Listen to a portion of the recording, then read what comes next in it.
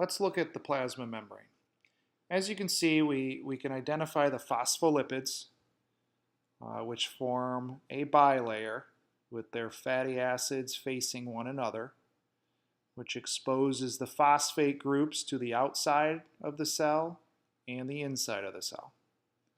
This phospholipid bilayer acts as a perfect boundary between the intracellular environment on the inside and the extracellular environment on the outside. Some molecules can freely diffuse through a plasma membrane. They need to be relatively small molecules, and they need to be hydrophobic molecules. So they need to be more like a lipid. A small lipid can actually penetrate right through the plasma membrane. So, for example, there are steroid molecules that can freely diffuse through a membrane. This is also why you can put steroids on the skin, and that steroid molecule will penetrate through the epidermis of the skin. That's because steroids are small lipids, and they can penetrate through cells.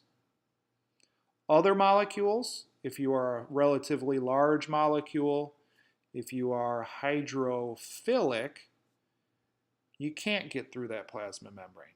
Hydrophilic molecules don't like to get into those fatty acids. They can't penetrate through that nonpolar area. The one exception is water. Water can actually sneak through, but if we want to move a lot of water, we'll have a pore for more water to move through. So you'll notice we've got the phospholipid bilayer. Notice the cholesterol sitting inside the fatty acids because they are both nonpolar. There are some sugars, so these purple structures represent sugar molecules. This would be a glycoprotein because it's a protein that has sugar groups on it. There are also glycolipids. Those are lipids that have sugar groups attached. So you'll find a little bit of sugar molecules. You'll find a lot of proteins. These are all different types of proteins.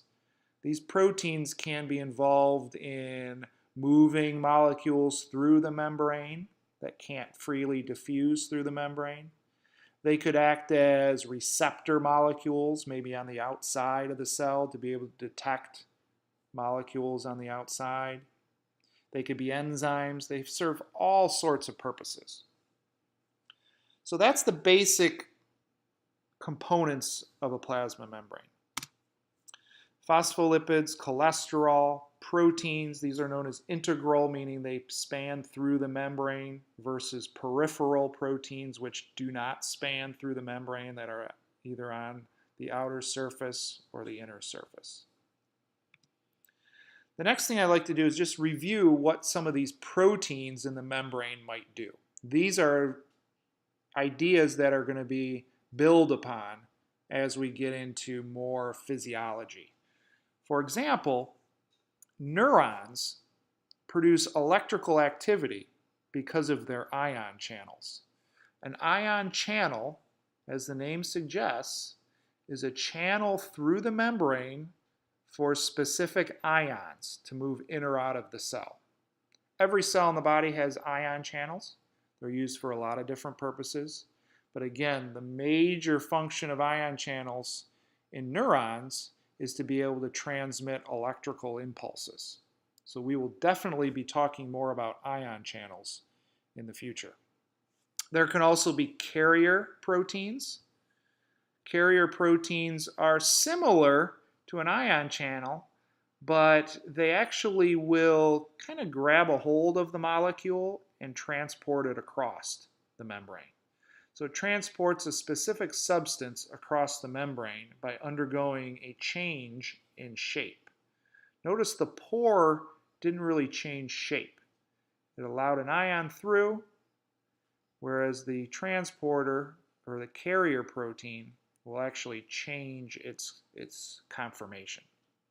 But that molecule could be, for example, glucose, and maybe glucose needs to be transported into a cell.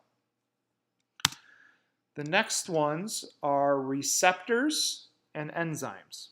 A receptor responds to some molecule on the outside of the cell in order to make some sort of a change in its function.